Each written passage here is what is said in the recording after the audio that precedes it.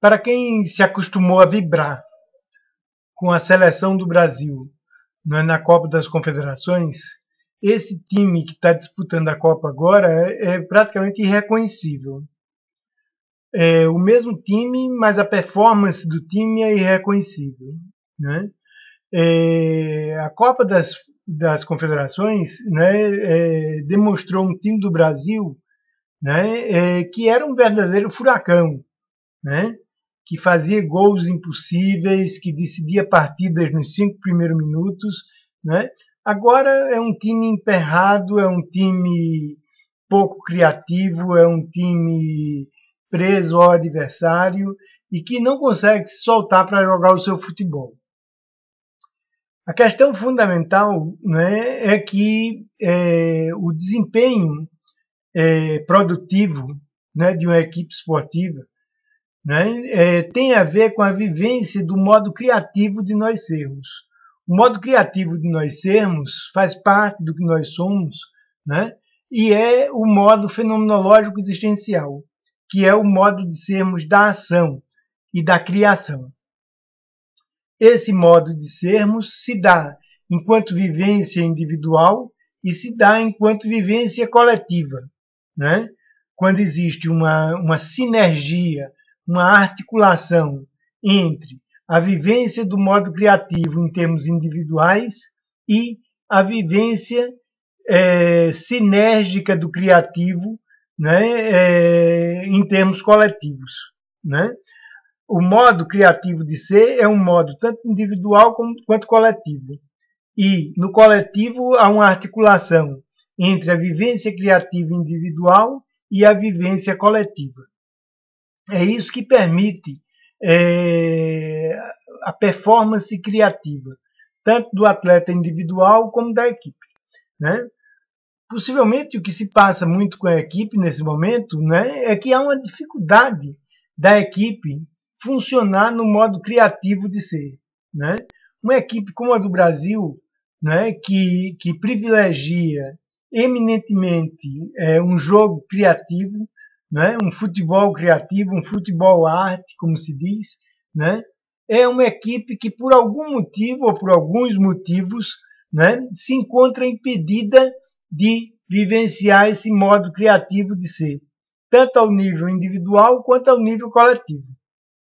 Pode ser que depois, agora nas oitavas de final e mais adiante, né, o time desencante, né, e consiga chegar a esse modo criativo. Né. No momento, né, no entanto, não é isso que nós temos visto. Né. Nós temos visto um time pouco criativo, foi pouco criativo com o México, foi pouco criativo com Camarões, foi pouco criativo com o Chile, né? E com alguns padrões, né, e alguns comportamentos definitivamente preocupantes, né? Porque é preocupante o comportamento do Neymar, por exemplo, né? Eu digo preocupante em termos de favorecer um funcionamento coletivo do time. É preocupante o comportamento do Fred, por exemplo, né? Que parece completamente desorientado, né? Nem parece o Fred da Copa das Confederações, né? O gol que o Marcelo fez, o gol contra no primeiro jogo, né? O gol que o Hulk propiciou, né? Uma total desorientação do time, característica da condição de um time que não consegue sair de um modo explicativo, de um modo acontecido de ser, né? Um time que não consegue sair do modo reflexivo, um time que não consegue entrar num modo criativo, num modo fenomenológico existencial de ser e desenvolver momentos, né, de uma performance inspirada nesse modo criativo de ser. Né? Alguns elementos contribuem, né, para dificultar, né, esse movimento do time entre um modo não criativo de ser e um modo criativo. Os dois modos são inevitáveis. Né? O que caracteriza um time criativo é que ele passa mais facilmente de um modo não criativo para um modo criativo. né? O time do Brasil tem tido dificuldade de passar do modo não criativo para o modo criativo, para o modo de sermos da ação, para o modo fenomenológico existencial de sermos, né? E alguns fatores contribuem para essa dificuldade, né? Um dos aspectos, né, dos mais importantes e que condiciona essa dificuldade, né, é um certo tipo de padrão histérico, né? Quer dizer, eu não digo histeria no sentido clínico do termo, digo só no sentido de comportamento, né? No sentido simples da palavra, popular da palavra, né? Mas esse padrão histérico é um padrão que envolve sempre a simulação, né? A simulação está no núcleo do padrão histérico, né? A simulação, né, que é característica do padrão histérico, é exatamente o oposto do que é a ação. O padrão histérico e a ação são antinômicos, né? São excludentes, né? O padrão histérico dificulta o padrão da ação, impede o padrão da ação, né? E o padrão histérico envolve uma simulação, né? Eu proponho, por exemplo, um índice que nós podemos desenvolver, né? Que nós poderíamos chamar o índice de bunda no chão, né? Para medir, né, o tempo de bunda no chão dos vários times que estão participando da Copa, né? O Brasil ganha longe, né? Porque por qualquer coisa o atleta brasileiro está no chão. Qualquer entrada mais dura, o atleta brasileiro está no chão, né? E principalmente, né, existe um padrão famigerado, né, e que tem a ver com esse padrão histérico, que é exatamente o de procurar cavar a falta ao invés de fazer o gol, né? Existe uma antinomia. Ou se investe, né, decididamente para fazer o gol na vivência de um processo criativo, de um processo ativo, ou se investe em cavar a falta, né? Desgraçadamente, é extremamente frequente no desempenho do atleta brasileiro cavar a falta ao invés de se investir em fazer o gol, né? Quer dizer, esse padrão, né, dificulta a vivência pelo atleta de um modo fenomenológico, existencial, criativo de ser, né? E, evidentemente, dificulta, né, a sinergia com um sistema, né, com a equipe como um sistema que também funciona de um modo criativo, né? Então, a criatividade, né, é potencializada pelo envolvimento do atleta com o modo de sermos da ação, com o modo fenomenológico existencial de sermos da ação, que é antagônico ao modo de sermos da simulação, né? De um modo tal que, quanto mais presente o padrão da simulação, né, menos presente o padrão da ação, né? Quer dizer, então, isso acontece muito no time brasileiro, né? Acontece demais, né? E possivelmente esse padrão, que deve ter os seus determinantes, né, dificulta a vivência pelo atleta individual de um modo criativo de ser, de momentos de um modo criativo de ser, que potencialize uma sinergia com a vivência criativa da equipe enquanto coletivo, né? Por outro lado, né, é importante limitar, né, padrões que condicionam o desempenho do atleta, né? Muito estranho que a equipe entre no campo, os atletas todos com a mão nas costas da frente, como se fosse uma classe do primário, né? Quer dizer, é muito estranho o padrão do Neymar de sair cumprimentando todos os atletas como eles fossem um rei, né? Evidentemente, é muito estranho um time que tem uma celebridade única como o Neymar, né, e que fica dependendo do desempenho dessa celebridade, né? Quer dizer, então, a simulação é um dos principais fatores que dificultam a emergência de um processo criativo, seja como experiência individual, seja como experiência coletiva, né? Existe um padrão, né, no time do Brasil né, que nós esperávamos que já tivesse sido superado na Copa das Confederações, né? E é um padrão que faz o time depender, o time do Brasil, depender do time adversário para se aquecer psicologicamente, para entrar num modo criativo de ser, né? Isso sempre foi um problema na equipe do Brasil, né? Mas na Copa das Confederações, aparentemente, isso tinha sido superado, né? O Brasil já parecia entrar aquecido psicologicamente, né? E decidia jogos nos 5 primeiros minutos. Fred decidiu os jogos nos 5 primeiros minutos das partidas, né? E, no entanto, isso parece inteiramente impossível para esse time agora, né? E, além do mais, se cria a situação do tipo a situação que se criou com o gol contra do Marcelo no primeiro jogo, né?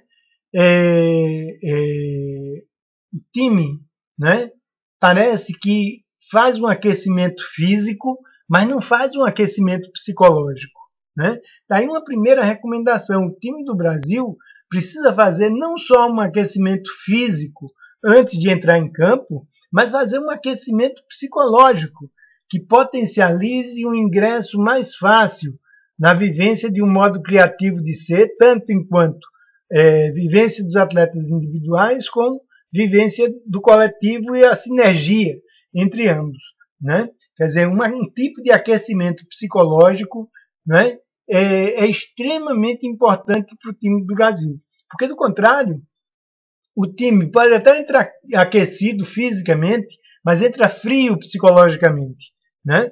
E ele carece do outro time para se aquecer psicologicamente. É muito interessante isso, né? Ele carece do outro time para se aquecer psicologicamente. Ora, times como os times europeus, ou mesmo times africanos, como apareceu nessa Copa do Mundo, né, decidem a partida antes do Brasil se aquecer. Antes do Brasil se aquecer, eles já podem fazer 1 ou 2 gols, tipo o Fred fez na Copa das Confederações, né? Então, nós pensávamos que esse padrão já tinha sido superado. E não foi, né? O Brasil entra em campo frio psicologicamente, né? E frio psicologicamente carece da dialógica com o outro time, da dialógica com a bola para poder se aquecer, né? E nesse intervalo em que o Brasil está se aquecendo psicologicamente, tanto em termos de vivência do atleta individual, como em termos de vivência dialógica, fenomenológica da equipe, a partida pode ser decidida pelo outro time, né?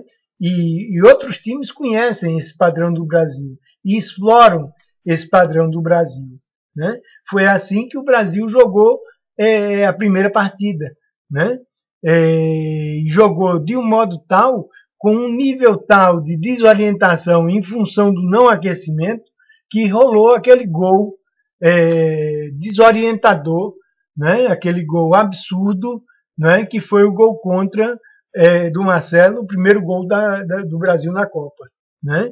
Quer dizer, então, esses fatores, né, que impedem a vivência de um modo criativo de ser pelo atleta individual e pelo time, né, que impedem uma sinergia entre a vivência do atleta, a performance do atleta e a vivência coletiva do time, a performance coletiva do time, a vivência do modo fenomenológico existencial pelo atleta individual e pelo time, né, na sua experiência, na sua consciência e na sua performance criativa, esses fatores que impedem esse clima, né, criativo, esse modo de vivência criativa, esses fatores têm que ser eliminados, né? Então já não basta fatores mais sérios, como de vivenciar a Copa no Brasil, né? Outros fatores que outros times podem usar como recurso. Sabe que na Copa da França, o que se disse é que o Ronaldinho estava drogado, alguém drogou o Ronaldinho, né? Quer dizer, alguns atletas brasileiros parecem drogados, né? Parece que foram envenenados de alguma forma antes do jogo, né? Tá aí o Fred, né? ou outros jogadores que, né? Então, deixando à parte esses fatores que aí instâncias mais altas precisam cuidar deles, do ponto de vista psicológico, né, precisa ser combatido o padrão da simulação, né, o padrão histérico da simulação, né, e precisa ser combatido, né, esse padrão do Brasil entrar em campo desaquecido psicologicamente e precisar aquecer na relação com o outro time, né? Enquanto o Brasil aquece, o outro time pode decidir a partida.